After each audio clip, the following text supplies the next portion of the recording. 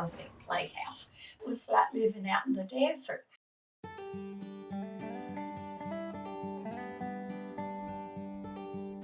When I grew up, that's all we knew. Our dads were miners, and we lived in a company house, and so we knew that was the way they made their living. So most everybody was for it because that was their life. If it hadn't been for the mines, they wouldn't have been here. And the people that worked here made better livings than the ones that just say worked out in the country or something else around here. That was the money-making place. And if you had a job at the company, you had the best paying job around, you know. My name is Harold Holden. I'm from the CopperHill area. I seen that you could make another $10 a week by going in the mine, so I decided to go underground and make that extra $10. When I first went in the mines, I was the lowest man down there as far as seniority was concerned. And I built track and whatever. The mines had lines of progression. And you would go from track to tram to motor to drill and whatever. And I worked all of those jobs. And I was fortunate. I did well. I made a lot of money. I worked hard, really hard, and took a lot of chances. But and then I worked all salary jobs. And I was later made superintendent of one operation. And then later I was lucky enough, I was promoted to over all the mines. And then later the railroad and the mines. And I enjoyed my work. It was hard, but I enjoyed it. A lot of pressure, but I enjoyed it. First fatality I witnessed, I was at the Eureka mine. We were driving a raise around a big open stove. And these guys had the first underground loader. And we had gone out and eaten lunch with them and shot the bull for a while. And had gone back to where we were working at. We were drilling, friend of mine was drilling holes and blasting them to advance drift. And this guy came running to us and said his buddy was hurt. We were running around there. They had a post from the back, we call it the back, the top to the bottom, and was replacing a drill. And he had hauled that drill up with that loader with a bucket up about the middle of this guy's back. And this guy was holding, balancing the drill, and this drill, he left the brake off, it eased into him, just mashed him, and didn't cut him in two, but almost in two. And of course, he backed off, he was gone, he came and got us. And we talked to him for a while, but he said, "Boys, get this drill off of him, it's killing me."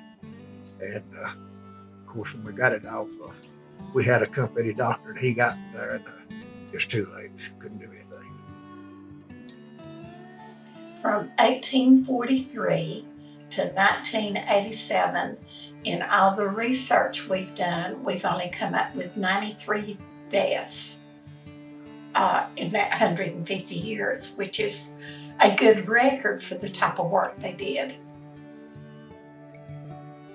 We had a boy on surface actually back down in the mines and was covered with iron calcine. And he was there for several days before we could get him out. And it was just, it was hanging on by your feet, by a rope, going down in the side of the dozer trying to uncover him and get him out. And I think that's the worst thing that's ever happened to me in my life. And I've had bad memories from that.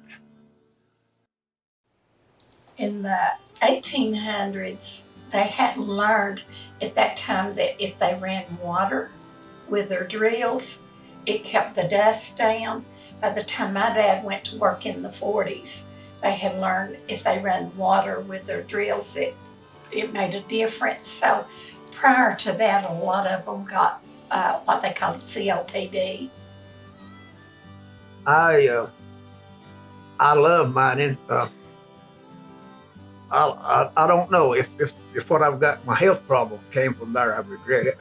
but I'm not sure that's what happened. So I don't know if I would do the same thing. Probably would. When they melted the rock out in the open, it come down like acid rain. We lost 36 inches to 6 foot of topsoil. So it had a big to do, especially in the 1800s. It took them till the early 1900s to finally figure out what they were letting come down as acid rain, that it was to their benefit to capture it because they can make battery acids and stuff like that. But it took a while for the technology to catch up with the times. Those gullies were the best way to explain it, like when it would snow, the way they were shaped, it was perfect slide house.